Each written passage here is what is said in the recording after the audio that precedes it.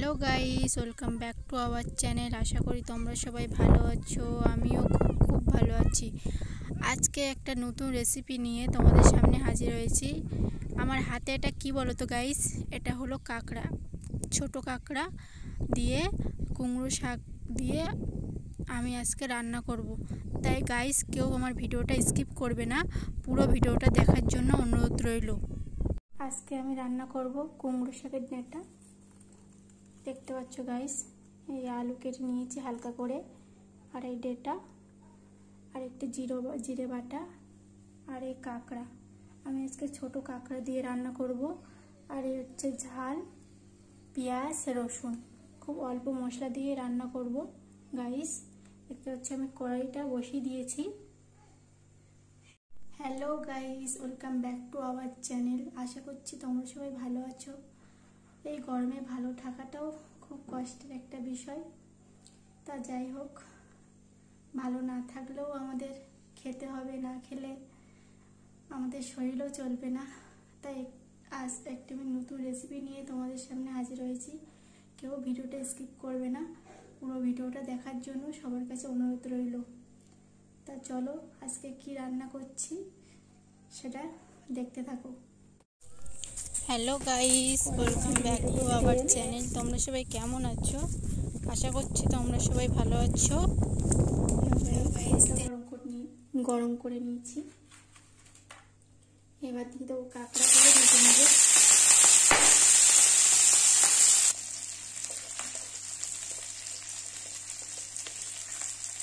সামান্য পরিমাণ দিয়ে দেবো হলুদ গুঁড়ো,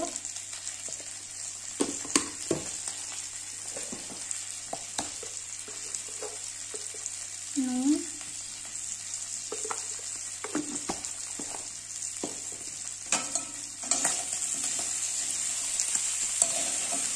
দিয়ে ভালো করে নাড়াচাড়া করে নেব। কাঁকড়াটা ভালো করে ভেজে নেব। এবার দিয়ে দেবো কাঁচা লঙ্কা,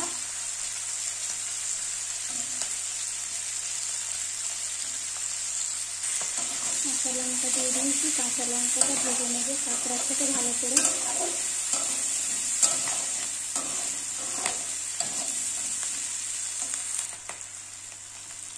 কাঁকড়াগুলো ভেজে নিয়েছি, এবার দিয়ে দেবো কুমড়ো শাকের ডাঁটাগুলো।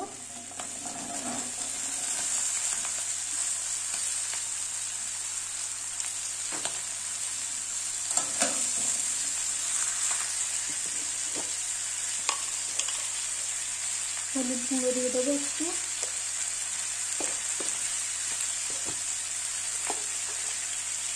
দিয়ে দেবো লবণ, দিয়ে ভালো করে কষিয়ে নেব।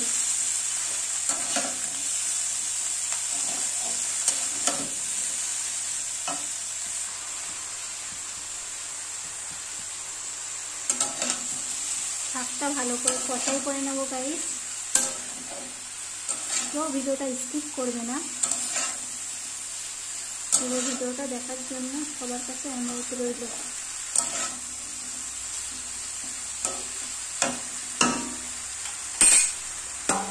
একটু ঢাকনা দিয়ে দেবো কিছুক্ষণের জন্য।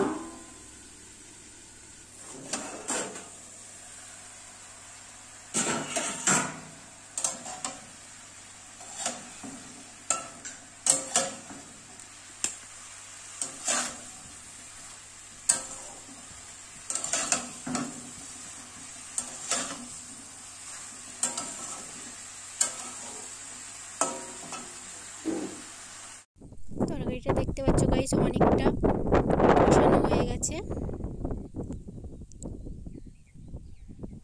কে কে ডাঁটা শাক খেতে ভালোবাসো আমাকে কিন্তু কমেন্ট করে বলবে কিন্তু গাইস। দেখো সবজিটা ভালো করে কষানো হয়ে গেছে। এবার দিয়ে দেব জল, পরিমাণ মতো জল দিয়ে দেব। একটু বেশি জল দিতে হবে, কারণ ডাঁটাগুলো সেদ্ধ হবে তো, ওই জন্য।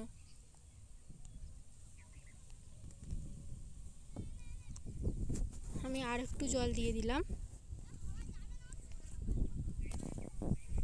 যাতে ডাঁটাগুলো সেদ্ধ। গাইস দেখো, ডাঁটাগুলো জল দিয়ে দিলাম, পরিমাণ মতো জল দিয়ে দিলাম। এবার কিছুক্ষণের জন্য ঢাকনা দিয়ে দেব বা ঢাকা দিয়ে দেব। আমি আরেকটু নাড়াচাড়া করে নিচ্ছি।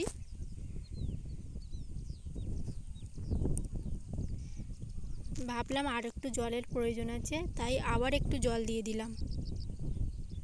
এবার ডাঁটাটাকে সেদ্ধ করার জন্য আমি ঢেকে দিলাম একটা থালা দিয়ে।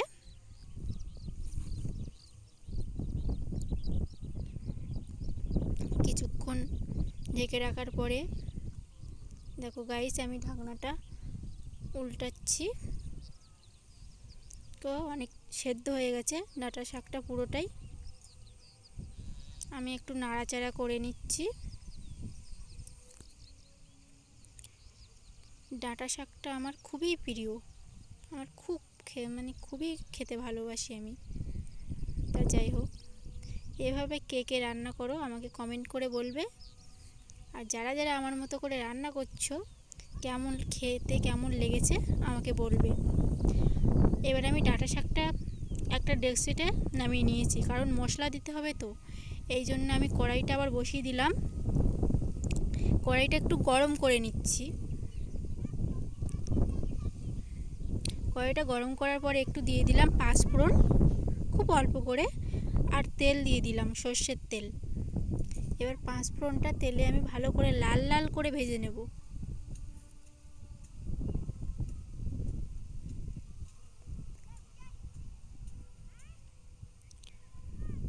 আমি লাল লাল করে ভেজে নিচ্ছি।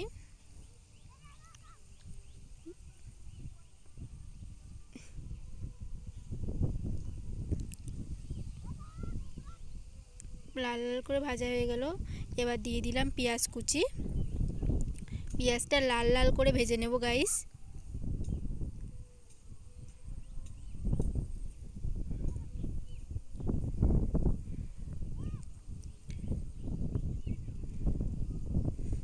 আবার দিয়ে দিলাম রসুন বাটা।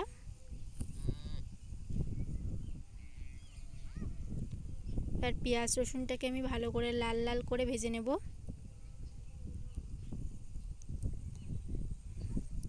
গাইস দেখো, লাল লাল করে ভাজা হয়ে গেছে। এবার দিয়ে দেব ডেকচিতে রাখা ডাঁটা শাকগুলো। এবার আমি ভালো করে নাড়াচাড়া করে মশলার সাথে ডাঁটা শাকগুলো মিশিয়ে নেব।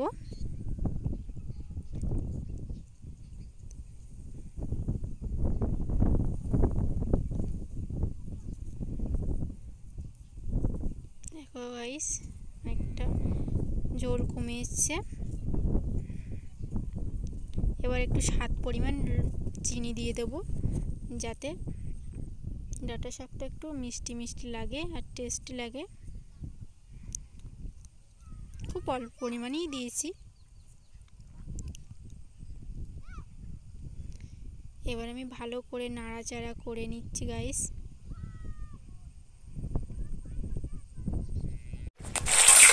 কত সুন্দর হয়েছে দেখতে পাচ্ছি গাইস।